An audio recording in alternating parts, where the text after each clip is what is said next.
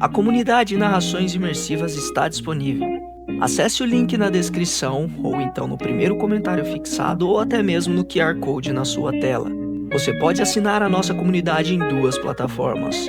Estamos tanto na Aurelo quanto no Spotify, via Patreon. Ao se tornar membro da nossa comunidade, além dos livros já disponíveis no nosso canal, você encontra uma série de livros exclusivos para a nossa comunidade. Todos os livros são em formatos de MP3, sem interrupções ou propagandas, para uma maior e melhor narração imersiva. E para aqueles que já são membros, já estão aproveitando do nosso mais novo projeto, que se trata de Harry Potter totalmente ambientado, sonorizado e com a trilha oficial dos filmes. A versão definitiva para quem busca uma verdadeira imersão na saga. Então não fique de fora. Assine a nossa comunidade e descubra mais uma forma de ouvir narrações imersivas.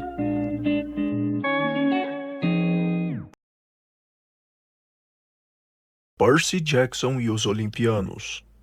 O Cálice dos Deuses. Um livro de Rick Riordan, narrado por Luca Guadagnini. 16. Grover canta as músicas de Cobra. Na tarde seguinte, voltei com reforços. Quando contei a Annabeth e Grover aonde estávamos indo, eles me olharam de um jeito estranho, mas não fizeram perguntas. O centro de Yonkers estava bem no estilo do nosso padrão de esquisitice. Não sei direito o que os outros passageiros acharam de eu estar carregando o cajado de íris no metrô. Talvez tenham pensado que eu era um pastor a caminho dos meus pastos. Grover, sendo Grover, tinha levado uma mochila cheia de comidinhas, além da flauta de Pan. Nunca se sabe quando pode dar vontade de dançar enquanto se come salgadinho de milho com creme azedo e jalapeño, não é mesmo? Annabeth tinha levado várias coisas úteis, como a faca, lanternas e uma garrafa térmica de algo que eu esperava que fosse mais potável que a água do rio. Às 4 horas, estávamos no leito do riacho, estudando a boca do túnel. Grover farejou o ar. O rio mais limpo do mundo? Isso aqui é depois que as fúrias e cobras tomaram banho, expliquei. E quem sabe o que mais? Acrescentou Annabeth. Grover encostou o sapato na água marrom. Acho que não dá para só enfiar o cajado nesta gosma e pronto. Eu tinha pensado a mesma coisa, mas fiquei feliz de ter sido Grover quem falou. A gente vai ter que entrar, disse Annabeth, distribuindo lanternas. Espero que seja mais limpo o rio acima. Vamos pela margem para tentar não tocar na água. Esse foi um conselho que até eu julguei sábio. Mas ficar longe da água acabou sendo difícil. Ao seguir pelo túnel, as laterais foram ficando estreitas e escorregadias. Percebi que era impossível não pisar na água. Meus sapatos não começaram a soltar fumaça e minha calça não pegou fogo, então concluí que o líquido não era tão tóxico. Ainda assim, acrescentei banho muito quente à minha lista de tarefas futuras, supondo que eu voltasse para casa naquela noite. Depois de quase 100 metros, Annabeth parou. Olha só, falou. Ela apontou a lanterna para o teto do túnel, que estava coberto de musgo e líquen tão densos que não dava para saber se havia asfalto ou pedra natural sob a camada. Sempre que a luz de Annabeth passava, deixava para trás uma mancha azul esverdeada de luminescência. Legal. Usei minha lanterna para desenhar uma carinha sorridente na parede. Quantos anos você tem? Perguntou minha namorada. Fiz 8 semana passada.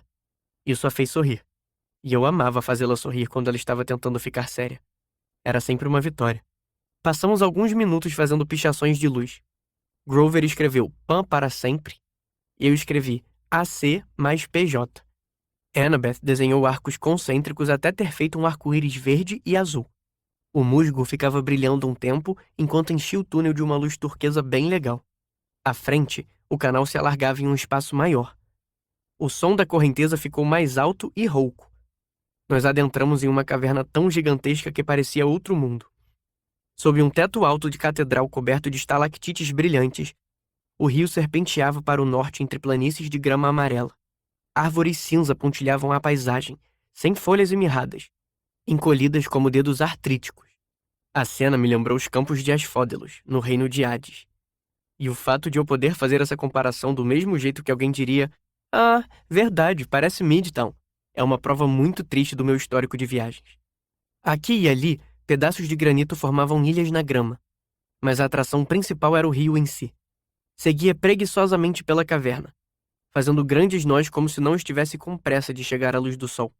A água parecia mais limpa naquele trecho. O cheiro pútrido tinha sumido. Mas, em uma poça quase 20 metros rio acima, dezenas de criaturas rastejantes e nojentas rolavam e se contorciam nas sombras, o que me fazia nunca mais querer comer espaguete.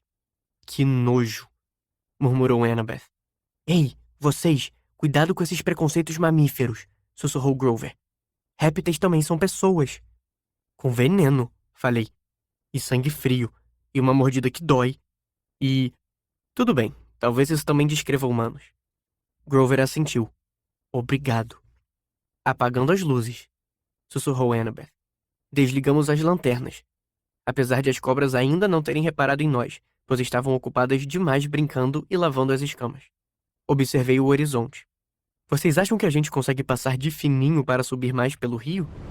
Grover farejou o ar. Este lugar todo fede a monstro. Não sei identificar se tem algo além das cobras aqui perto. Pode ter qualquer coisa escondida na grama alta. Inclusive a gente, disse Annabeth.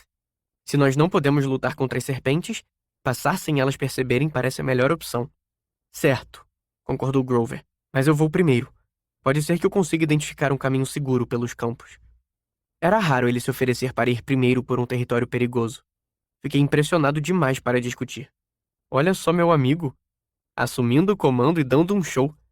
Às vezes, eu esquecia que Grover não era mais um protetor sátiro júnior assustado, e sim um membro do conselho dos anciãos de casco fendido assustado. Acho que nós dois tínhamos crescido muito. Pelo menos ali, Grover estava no mundo dele, supondo que aquela caverna sinistra ainda contasse como natureza. Avançamos pela grama alta que ia até nosso pescoço e era afiada como lâmina de serrote. Grover conseguiu nos guiar contornando as partes mais densas, mas eu fazia uma careta sempre que um fiapo amarelo prendia no meu braço.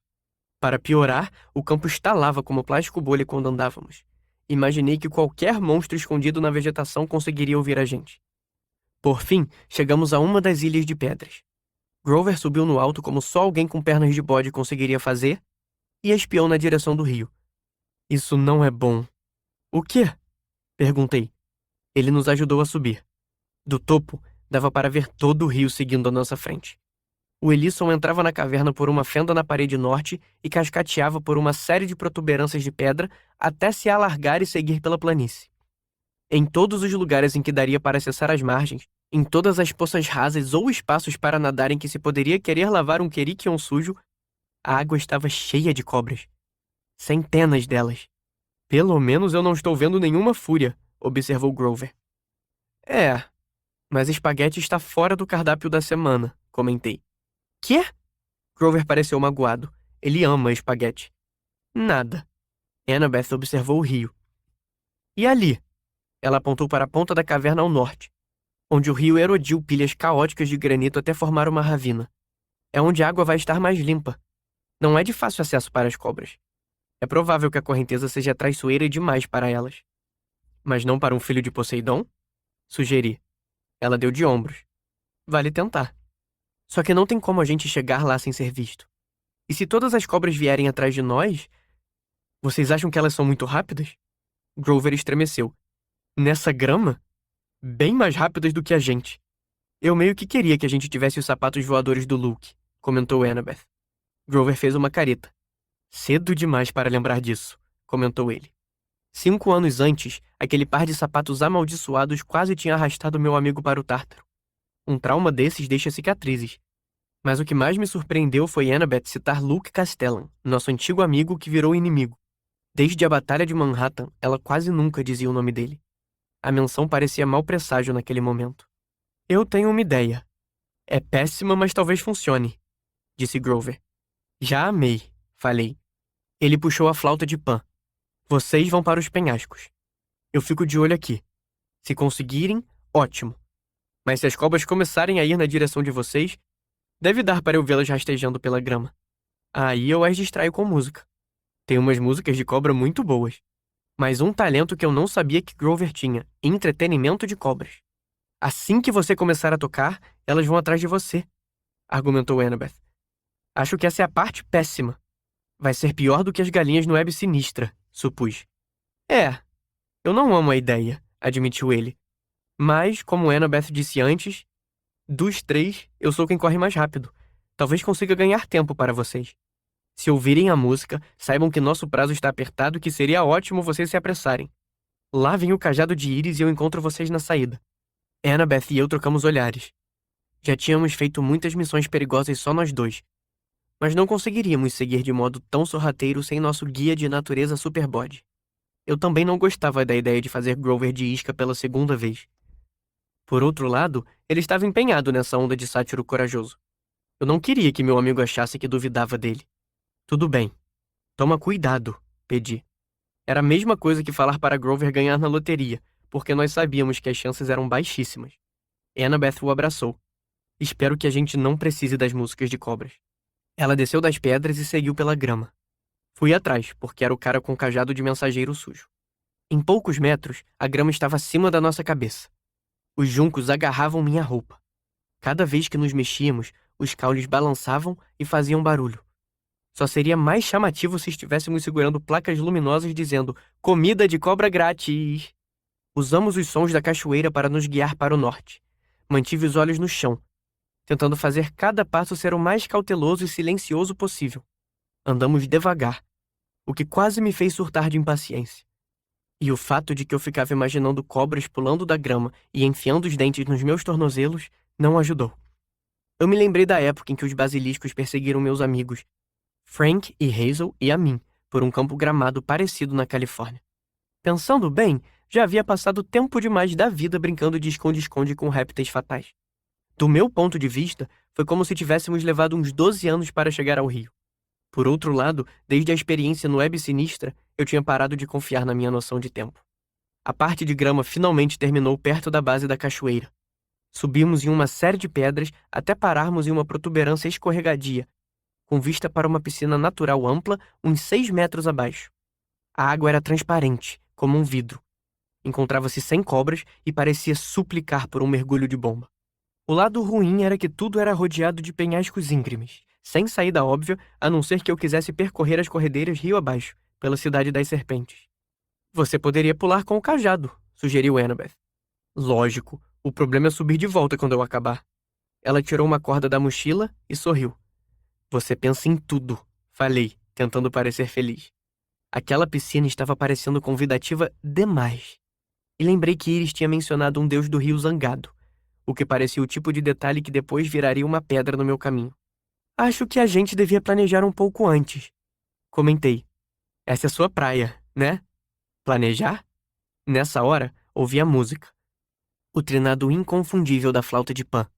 Era uma canção que eu reconhecia da coleção de discos da minha mãe. Union of the Snake, do Duran Duran. Estávamos numa contagem regressiva. Grover estava encrencado. É agora ou nunca, disse Annabeth, muito encorajadora. Bon voyage. Então, minha namorada me empurrou na água.